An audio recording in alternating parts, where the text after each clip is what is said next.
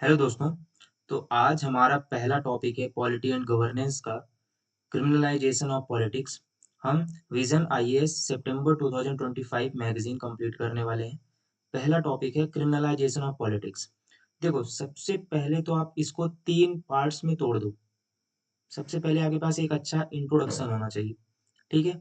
उसके बाद body part आता है। तो बॉडी पार्ट में क्वेश्चंस कैसे-कैसे बन सकते हैं मैं आपको बताता हूँ। आपसे कॉजेज़ पूछ सकता है कि भाई क्या-क्या कारण है क्रिमिनलाइजेशन ऑफ पॉलिटिक्स का? आप वर्ड से तो समझ रहे होगे ना, क्रिमिनलाइजेशन ऑफ पॉलिटिक्स का मतलब है कि कुछ क्रिमिनल वगैरह है ना? मैं अभी मीनिंग आपको समझाऊँगा क्या होता है। लेकिन आप पहले एक स्ट्रक्चर बनाओ अपने दिमाग में कि सबसे पहले आपको कॉजेज़ पता होने चाहिए कि क्या-क्या कॉजेज़ हैं भाई क्रिमिनलाइजेशन ऑफ पॉलिटिक्स के। इम्पैक्ट क्या हो रहा है इससे? कुछ कॉन्स्टिट्यूशनल प्रोविजंस आपको पता होने चाहिए और कुछ जुडिशियल प्रोनाउंसमेंट आपको पता होनी चाहिए। ये बॉडी पार्ट में पूछा जा सकता है। जो मोस्ट इम्पोर्टेंट मुझे लगता है वो है कॉजेज़ और इम्पैक्ट, ये दोनों बहुत इम्पोर्टेंट है। और एक अच्छा-सा कंक्लूज़न होना चाहिए, तो कंक्लूज़न में आप वे फॉरवर्ड बता सकते हैं। हम यहाँ पे सारा कुछ डिस्कस करेंगे। तो एक स्ट्रक्चर आपके दिमाग में बन गया। अब चलिए प्रोसीड करते हैं। अभी एक रिपोर्ट आई है, ये न्यूज़ में क्यों था? क्योंकि अभी एक रिपोर्ट आई है association for democratic reform ADR के द्वारा, जो ऐसा बता रही है कि जो इंडिया में जो मिनिस्टर्स हैं ना, उसमें से 47% ऑफ मिनिस्टर्स ऐसे हैं जिनके खिलाफ क्रिमिनल केसेस डिक्लेयर्ड किए जा चुके हैं। और उनमें से जो 27% है, वो सीरियस इन नेचर है, समझ रहे हो? तो इसलिए जो है तो ये न्यूज़ में ऐसा आ रहा है, ठीक है? अब इसके कॉजेज़ क्या-क्या हैं? पहला बॉडी पार्ट, ठीक है? अब मेरी बात को समझना। सबसे पहले तो ये समझो कि क्रिमिनलाइज़ेशन ऑफ पॉलिटिक्स होता क्या है? तो क्रिमिनलाइज़ेशन ऑफ पॉलिटिक्स कुल मिला के refers to the entry and participation of person with criminal background in the political and electoral processes। क्या मतलब हुआ? मतलब ऐसे पर्सन्स की एंट्री और उनको पार्टिसिपेट कराना जिनका बैकग्राउंड क्रिमिनल है। जैसे एग्ज़ाम्पल्स बहुत सारे हैं। एग्ज़ाम्पल अतीक अहमद का आप एग्ज़ाम्पल ले सकते हो। कहीं न कहीं अतीक अहमद उनके खिलाफ बहुत ज़्यादा क्रिमिनल रिकॉर्ड्स थे और उनको एंट्री भी दी गई और पार्टिसिपेट भी कराया गया पॉलिटिकल और इलेक्टोरल प्रोसेस में। तो ये केवल अतीक अहमद नहीं, बहुत सारे ऐसे पॉलिटिशियंस हैं जिनके खिलाफ क्रिमिनल क्रिमिनल केसेस चल रहे हैं, ठीक है? अब इसका क्या कारण है भाई? क्यों ऐसे मतलब क्रिमिनल्स को पॉलिटिक्स में एंट्री दी जाती है? ऐसा क्या कारण है? कुछ ना कुछ प्रॉफिट होगा, आप समझते हैं उस प्रॉफिट को। सबसे पहले पॉलिटिको क्रिमिनल नेक्सस पहला पॉइंट है। अब इसका मतलब बेसिकली ये है कि connection between politicians and criminals. मतलब बताता हूँ मैं। देखो, जब क्रिमिनल्स जो है पॉलिटिक्स को जॉइन करते हैं ना, तो उन्हें पावर मिलती है, रिस्पेक्ट मिलती है और साथ में लॉ से प्रोटेक्शन भी मिलती है कि नहीं? और पॉलिटिशियन कैसे यूज़ करते हैं क्रिमिनल को? उनसे पैसे लेते हैं, उनसे वोट लेते हैं, मसल पावर यूज़ कराते हैं उनसे इलेक्शन के समय पे। इससे क्या होता है? एक म्यूचुअल बेनिफिट बनता है कि नहीं? एक साइकिल ऐसी बनती है, जो कि म्यूचुअल बेनिफिट कराती है, मतलब दोनों का ही फ़ायदा करा रही है। लेकिन इससे एक नुकसान है, क्या नुकसान है? हमारी कंट्री को नुकसान है क्योंकि करप्शन हो रहा है, मिसयूज़ हो रहा है पावर का, है ना? अब देखो, एक बोहरा कमेटी रिपोर्ट आई थी 1993 में, आप इसको यूज़ कर सकते हो। उसने हाइलाइट किया था एक नेक्सस को, किसके-किसके बीच में? एक पॉलिटिशियन, क्रिमिनल्स और ब्यूरोक्रेट्स के बीच में। इंडियन एडमिनिस्ट्रेटिव के जो ब्यूरोक्रेट्स होते हैं ना, जो आप बनने वाले हो, और कुछ पॉलिटिकल सेटअप के बीच में एक नेक्सस देखा था। उसको हाइलाइट किया था बोहरा कमेटी रिपोर्ट ने, ठीक है? चलो, ये तो पहला रीज़न हो गया कि politico criminal nexus. Second cause क्या है? Winnable candidates. अच्छा, ये क्या मतलब हुआ?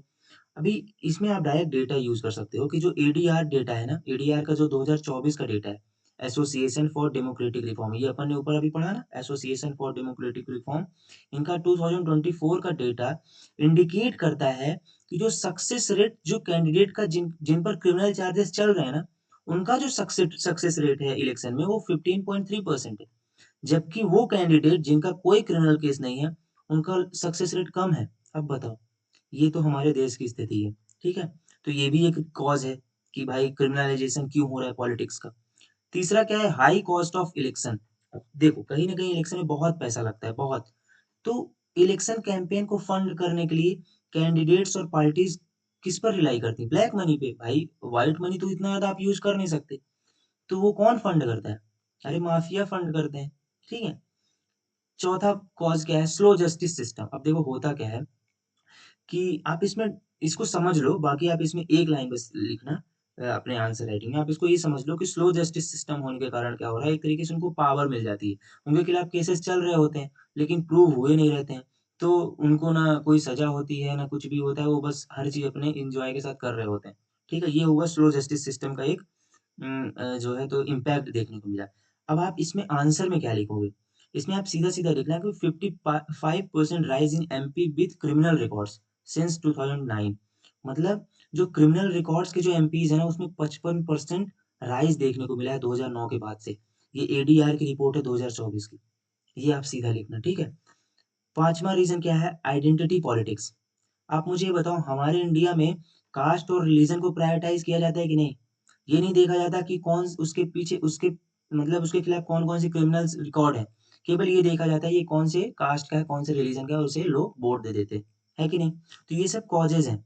अब इसके इम्पैक्ट भी कुछ हैं, इम्पैक्ट को समझते हैं। सबसे पहले तो यार जो लोग होंगे ना, पब्लिक होगी ना, उसका डेमोक्रेसी पर से फेथ उठ जाएगा। तो कुल मिला के कह सकते हैं लॉस ऑफ क्रेडिबिलिटी, है ना? सेकंड, अब बताओ लॉ जो ब्रेक करने वाले हैं वो लॉ बनाएँगे। जो एमपीज़ और एमएलएज़ हैं, वो ऑलरेडी उनके खिलाफ जो है तो बहुत सारे केसेज़ चल रहे हैं, वो लॉ ब्रेकर्स हैं और वो अब लॉ मेकर्स बन गए। कितनी बड़ी बात है। हमारे इंडिया में ऐसा भी हो सकता है। अनफेयर इलेक्टोरल प्रोसेसेस, इसका मतलब क्या हुआ? कि मतलब देखो कहीं न कहीं जो क्रिमिनल कैंडिडेट्स होते हैं ना, वो इलेक्टोरल कॉम्पिटिशन को डिस्टॉर्ट कर देते हैं। सामने वाले को धमका देते हैं कि नहीं, ये करना है, ऐसा करना है, समझ रहे हो? और institutionalised corruption insti institutionalised corruption sorry sorry for that institutionalised corruption कुल मिला के एक तरीके से इंस्टीट्यूशनलाइज्ड करप्शन होता है। कैसे? जो इंस्टीट्यूशन होते हैं ना, वो सब मिल के करप्शन करते हैं।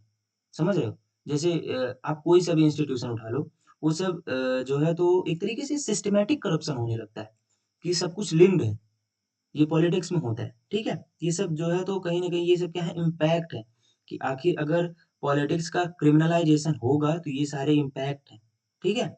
ये 2 बॉडी पार्ट आपके कवर हो गए। तीसरा है आपके पास कुछ कॉन्स्टिट्यूशनल और लीगल प्रोविजंस होने चाहिए, बहुत आसान है, आप समझना मेरी बात को, ठीक है? क्या है कॉन्स्टिट्यूशनल और लीगल प्रोविजन ताकि रिड्यूस किया जा सके क्रिमिनलाइज़ेशन ऑफ पॉलिटिक्स को, ये क्वेश्चन पूछा जा सकता है, ठीक है?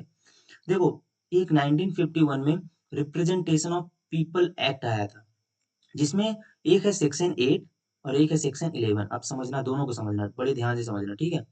इसमें ऐसा है कि सेक्शन 8 के अंदर डिस्क्वालिफिकेशन किया जाएगा किन इंडिविजुअल का?